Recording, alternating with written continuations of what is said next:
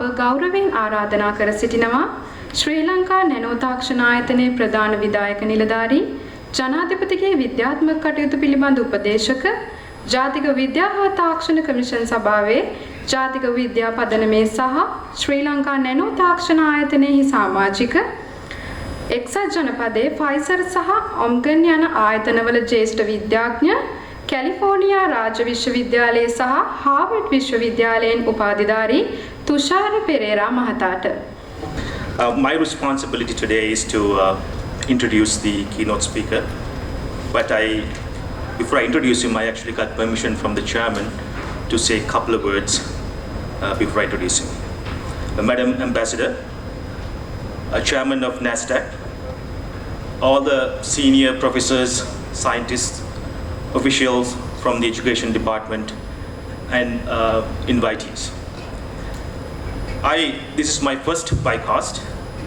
I was away for a long time from Sri Lanka, but I think this is probably the most IQ I have seen congregated in one area in Sri Lanka. And I don't know most of these faces because I'm new to this scientific community, but I'm planning to get involved going forward. One of the US presidents that I admire the most is JFK, John F. Kennedy. I think summer of 1965 or 1966, he made a bold statement. I paraphrase what he said. He said, we're going to put a man on the moon. So when he said this, we're going to put a man on the moon, not the shuttle, not the boots, not the wardrobe, or even the nuts and the bolts have been discovered, but he made the bold statement. And he said the reason that we want to put a man on the moon is not because of easy, it's hard. We want to put a man on the moon because it's probably the hardest thing to do. And he said, Americans are curious. They are curious people. So, Sri Lanka, small country, but if you take the square footage of Sri Lanka and look at the resources that we have a lot of resources. If you want thorium in Sri Lanka, you can go from Panaturu to Payagal. We can get thorium to build nuclear plants.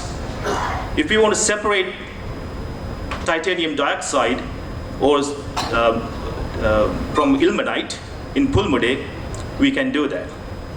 If you go to the biggest rainforest in Sri Lanka in Singharaja, I'm a scientist, I worked at cancer programs, you see the next Taxol, you see the next Avastin, you see the next Rituxan.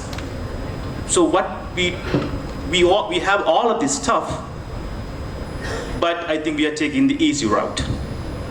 We want to follow the Americans. We want to take the hard route, and the results will be disruptive. The silica issue that we talked about, there's a huge supply chain problem facing the US these days for the chip manufacturers. If you take the AMD, if you take Qualcomm, they all need the best silica for their chips. We have them in Pulmude. We need to separate them.